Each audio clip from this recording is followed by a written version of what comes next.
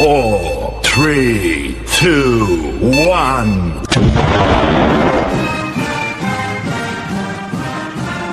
Welcome to the award-winning Red Raider Preview Show. This is a show all about the Red Raiders, and tonight's show features Coach John Ritter, alongside Brent Collins and John Godwin. Coming to you from the Red Raider weight room. Now on to the show with John, Brent, and Coach Ritter. And never forget that today, and every day, is a great day to be a Red Raider. It's a great day to be a Red Raider. Hey, our colors red and black, we pave the way. Every step, every game, we're here to stay. Indicate a high and shout, hooray! Welcome to the Red Raider Preview Show with Coach John Ritter, John Godwin, Brent Collins. What week is this? Fourth week of the Red Raider Preview Show. So, got Buster Shoals this week, but we're going to talk about them later. Need to talk about Jasper. I'll just start off by saying I know it. Forget about the score. I thought we played. Our effort was better. Absolutely. I thought our offense was better. Still inconsistent. And that's been the thing through 4 weeks, and that's what we talked about on the sideline throughout the game is, the inconsistency of doing the same thing right over and over. We're hammered. We're reducing. We're doing a lot of things to help us out, in all three phases. But if you look at it individually, defensively, when we do what we're supposed to do over and over and over, we have success. In offense, we're the same way.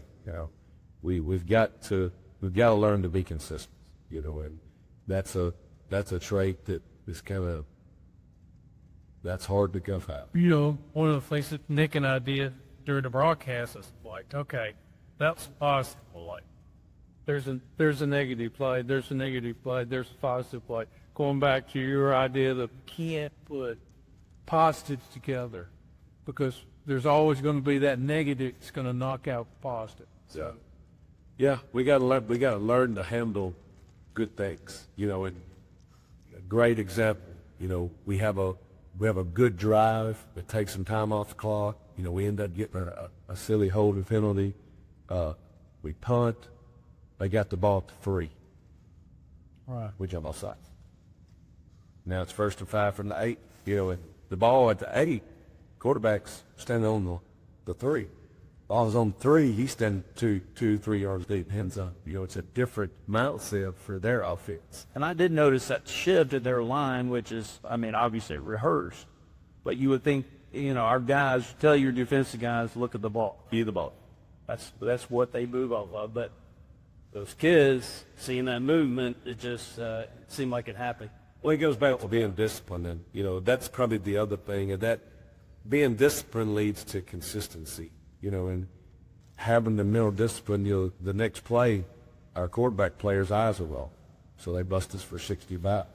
Where we got a guy assigned to be on the quarterback, he wasn't on the quarterback. And it goes back to having the discipline to be consistent. That goes to really every phase of life. That's bigger than football. If you're supposed to put your towel in the basket, put your towel in the basket. We're going to wash it, we're going to dry it, we're going to fold it for you.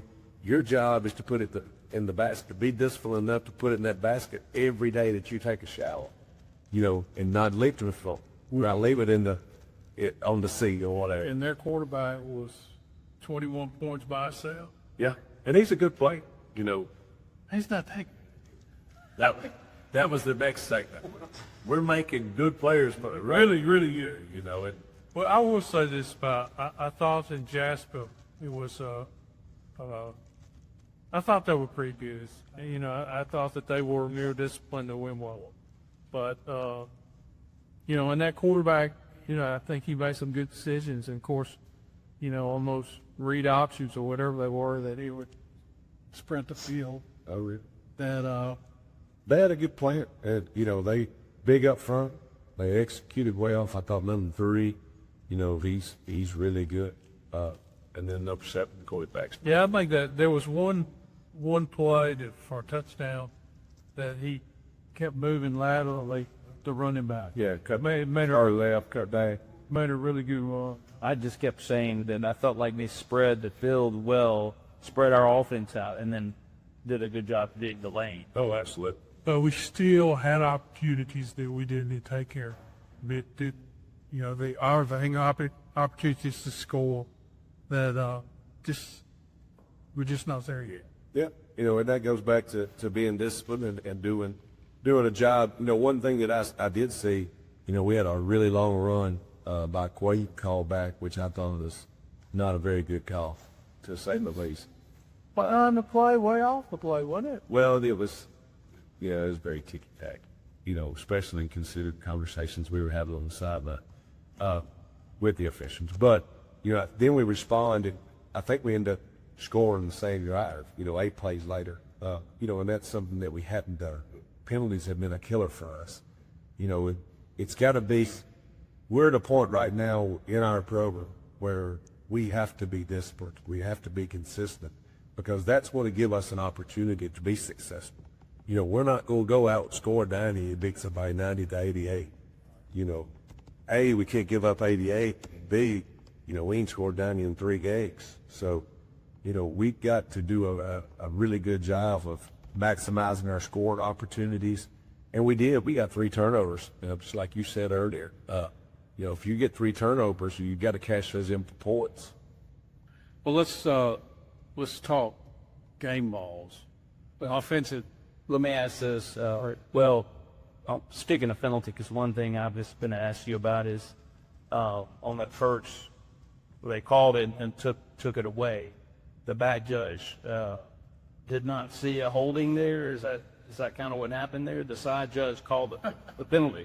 We've had 3 home games. I'm not very pleased with the officiating, so I'm just going to leave it at that. Okay. Well, I guess my perspective of that was, okay, that could have gone both ways. They could have called hold on both and then offsetting, but to take that completely away, it was very bizarre to me. And I guess the back judge, Especially the guy in the triangular way was the guy that didn't call it. and the back judge has the priority there.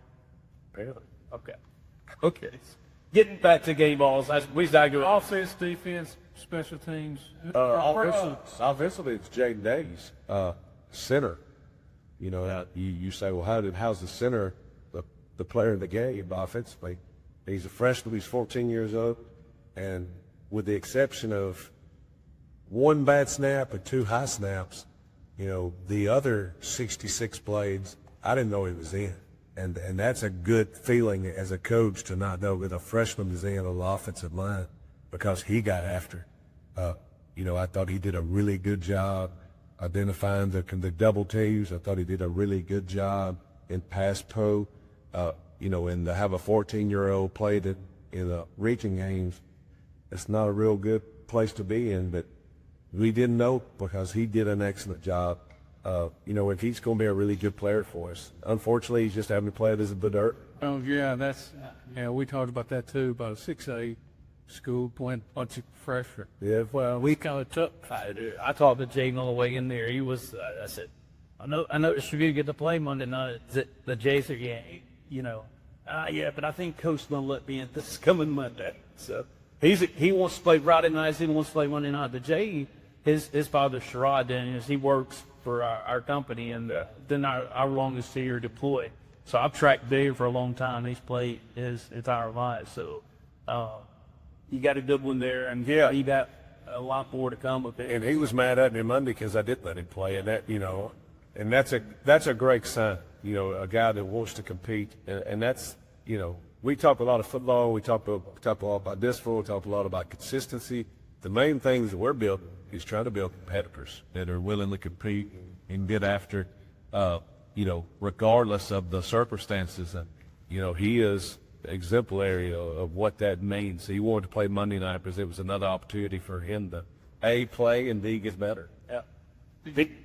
I thought Caden Watkins played well.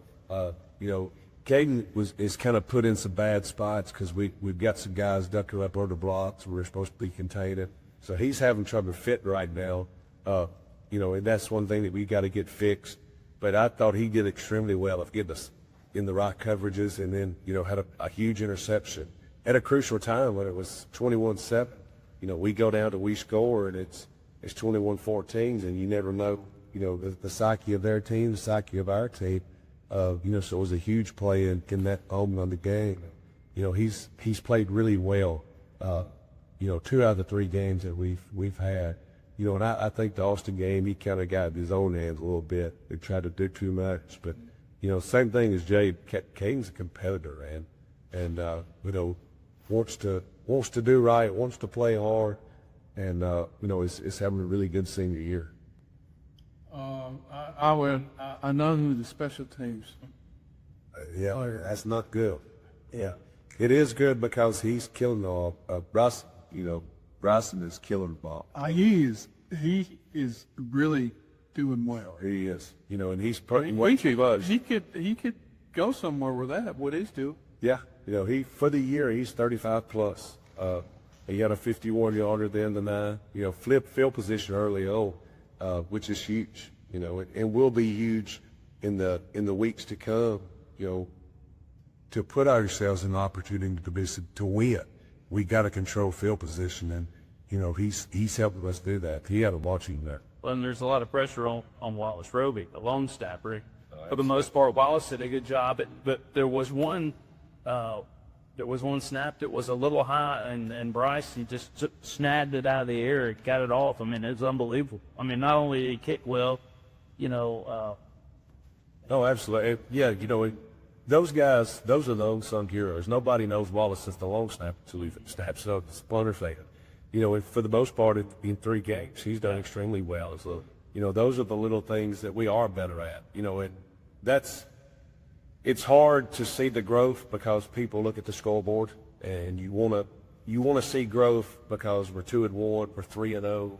You know, you want to see the growth there, but that's the last part. That, you know, changing the program and get back on the winning side.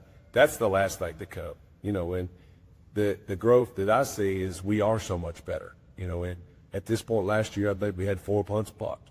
You know, we fixed kickoff return. They started our kickoff, excuse me. They started inside their own 30 every drive that we kicked off. You know, and that hadn't been the case the first 2 weeks. So, you know, I will win first than anybody, and you know, nobody gets more down and out about not winning than me. But at the same time, you know, I've tried to focus this week on where are we better? Where's the growth? You know, how do we continue to hammer the discipline? How do we hammer consistency? But also at the same time appreciate, you know, where we are and where we go. So the injuries, do we avoid the injury bug Friday night?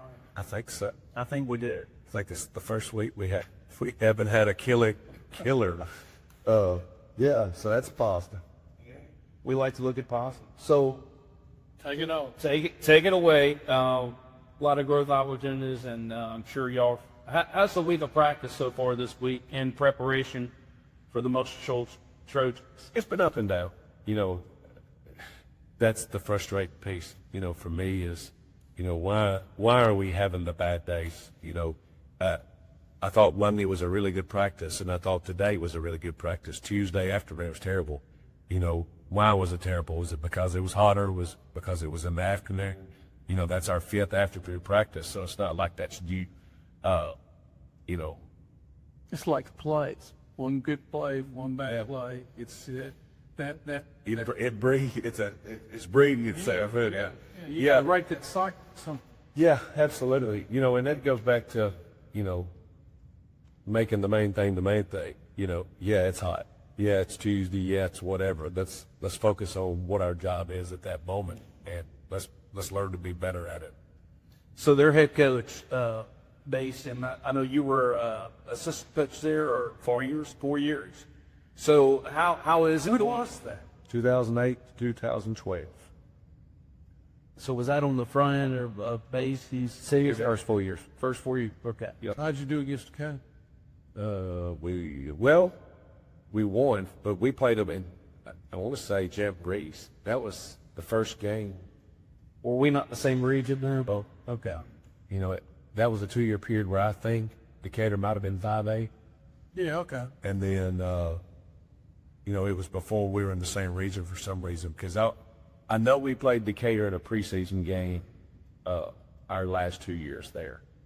So does that make this game a little different in the fact that you spent some time there and had such a relationship with Coach Bayesian?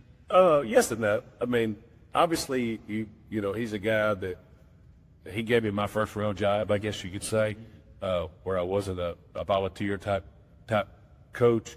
So that's a big deal. He was one of my dad's assistants. He actually taught me in high school. He was my 7th grade civics and geography teacher.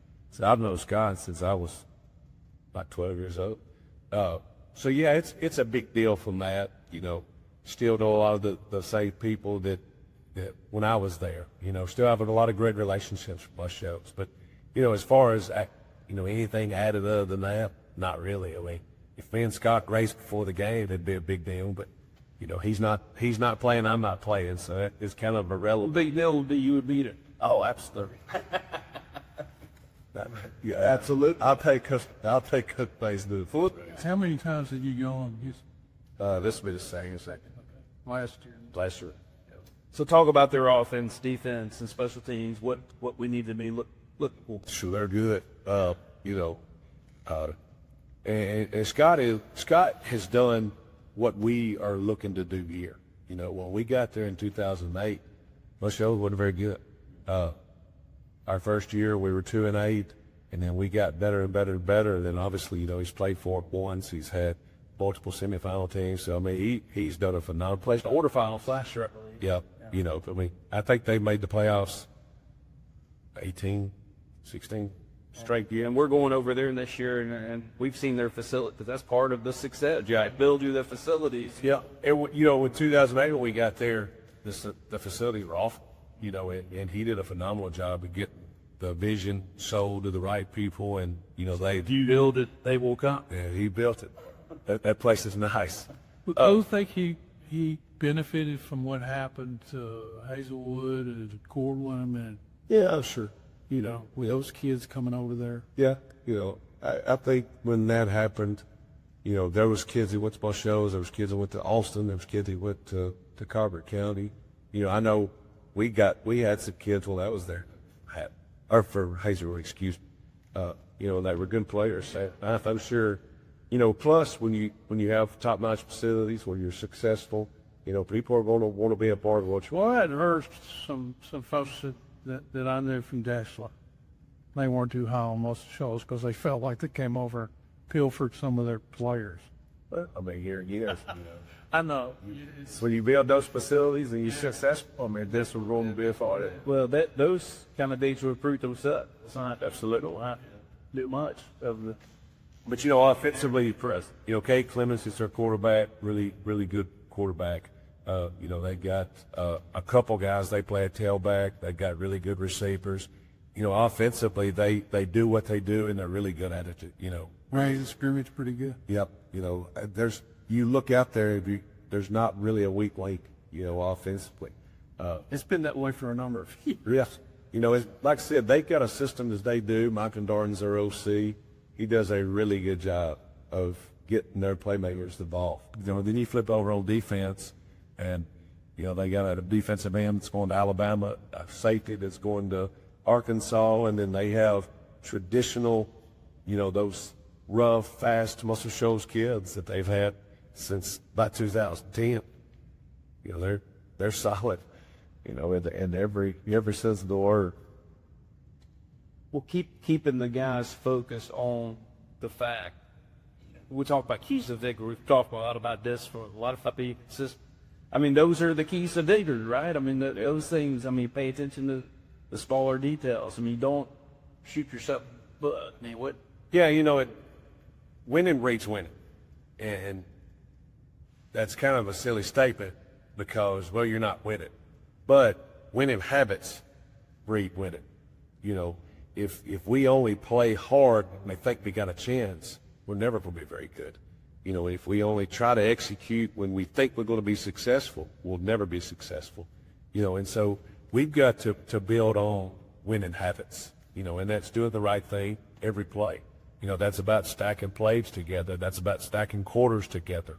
Not letting one mistake turn into four. Things are going to happen. How do you respond? You screw up. Do you fix it immediately and have a positive play, or do you let one bad screw up come forward? And that goes back to, consistency. It goes back to discipline. It goes back to all those things that, we've talked about as far as what we've got to be better on. And, when that improves, the other will improve. And it goes hand in hand. All right. So, it's been some time since you left Shoals, but having that inside knowledge of a coach and his mind, his preparation, is that they'll get in a game plan? Not really. Maybe 10 years ago, but I mean, what we did in 2008 through 12 and what they're doing now is totally different. Scheme-wise, it's different. He's got different coordinators. When I was there, he was heavily involved in the offense. Now I think he's not as involved, and that's just, that's a guess more than anything. Stephen Lawler's the defense coordinator. They're an even front team when we were an odd front team. So, no. Now what it does do is I think it's going to be the inside on some do's and don'ts of get a place going again. So I got a first-hand look at how he got boosters on board, how he got the superintendent on board, principal. Everybody was pushing in the same direction. It flashed his absolute, to be not only get where they were, but they had to start somewhere. That goes back to H.L. Noah, who was the principal there. He had a vision of what he wanted Muscle Shoals to be, and they have executed that vision well. And it has sustained. Absolutely. Because Muscle Shoals is, compared to Decatur, Muscle Shoals is relatively that. Yeah. That's right. With Well, the rumor has it that you may still have it. I mean, from athletic ability, okay? when are you going with that? Who's spreading them rumors? Well, for one, you just told us you could beat Coach Mason in a sprint. That's bad. Have you thrown the football lately? And how far can you throw the football? Yeah, I still got that. I threw scale this week, so. You threw a scale. Yeah. So what does that mean? I was the quarterback for Muscle Shoals pass scale. Oh. So I was the scout team scale guy. How'd you do it? Did you bury your calves? Yeah. Shoulders killing me. I was game for 2 days. That's You did get one. Yeah. Where you had to go see DOC. Yeah, I don't know if I still got it. Maybe 5 or 6 years ago. Not sure right now. Well, going back to those days when you definitely did have it, how did you measure success As a player? as a player? Oh. I mean, were you a sack guy? I mean, did you want the stat sheet at the end? I mean, you want to see your grade on Sunday? No, the go-to. I wanted to be successful, and I kind of lived what we're going through. My freshman year, I started at quarterback, and probably shouldn't have, but we were also winning that. As a sophomore, we went 4-7 to make the playoffs. Here again, started at quarterback. As a junior, we went 8-4. Started quarterback, played some defense, and then of course as a senior, we went 9-3. I guess I tried to measure myself on the guys that had played before me. Cody Gross was the quarterback for my dad in 1991. Jerry Clemens was the quarterback for my dad in 1995. Both of those teams made it to the semifinals. They were tough, hard-nosed, good football players. And that's what I wanted to be. I wanted to be somebody that we ran it through I formation with a triple option. I think I rushed it 150-something, 60-something times as a senior. I was getting hit every play, but I was not going to lay on the field. You were never going to see that you got the best of me, even when I was hurt. And that's really what I measured my success for. success on was, how efficient we were offensively. And, as a senior, we were efficient. We were really good. So how does that relate? What I got your years wrong last year. What's that? Been 20 years ago. 2003, or the season of 2002. Yes, 20 years. So 20 years later, you coaching young men. I see eye badging is weight thrown around here. I'm assuming what that is giving our guys feedback and their personal records. We talked about that early in the year. How are we measuring success today? How do the guys? I know I'm on problem. What's that their own time? Well, And they're putting the towel in the bucket. I think it has to be sectionalized or compartmentalized or however you want to look at it. The football side of it, are we better? I think we are. If you flip on film from last year or this year, offensively, we're better. Defensively, we're better. Better doesn't always mean wins and losses. You come to Waper, are we strong? Absolutely. That's easy to see. You can see that when the kids take their shirts off and walk around. And they're walking around with their shirts off, boy, because they're getting, some shoulders or getting some traps. Our numbers are so much better. In the field house, are we putting our towels up? And that sounds silly, but it's doing what you're asked to do. And every once in a while you got to remind them of, there's no difference. We ask you to put your towel up. We ask you to leave your clothes. We're going to wash your towel. We're going to dry it. We're going to fold it. We're going to put it back for you.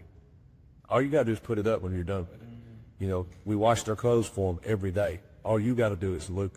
Are we disciplined enough to do that? Oh, coach, that's just a towel. You're right. It's just a down block. It's just an alignment. It's just, reading the corner. It's just whatever. It's always going to be a small, it's just, and that is improving on a daily basis. When all that gets to where we need it to be, the scoreboard will reflect that, and unfortunately, we're not talented enough right now to just show up and beat anybody. One day I hope we're that good, but 100 and some odd years, Gator football doesn't really support that. But what does support it is 100 years of guys that bled and sweat the bird for Decatur. That played a certain way and because of the name on that jersey. And, when we get that right and continue to do it, play in and play out, we're going to be fine. You're firing me up to, Coach, I do hope that we can put some consistency, good consistency, instead of being consistently inconsistent, but get some of that working in our favor Friday night. Yeah, we kind of changed. You talk about being set in ways, we've changed the way we practice to promote that. The way we do team now is, I've never done team this way, but we're doing it the last couple weeks to hopefully promote that consistency. It's 4 play burst. It's getting on the field, it's getting on the field. So not only do we hammer little things about how we get on the field, how we get off the field at practice, but we're also creating that, that mindset of we have to stack positive things. We got 4 plays in a row, bail. We should be off field defensively. Offensively we need to score. Then we kind of change it up offensively. We've done some pass pressure stuff to here again, give them the first possible look we can give one and be able to pick it up. And, I think our pass play in the last 2 weeks have been substantially better than it was the first week. Last week I didn't think Reed was under duress at all, except for just 1 or 2, really good plays by them. But for the most part, I thought they did a really good job up front last week. Well, all right. I do know what the day is and what kind of day it is. You know what kind of day it is? it's a great day to be a Red Raider. Or you've been watching the coaches show with John Ritter. Now we're going to go to the field and win a ball game. That's right. Let's get them.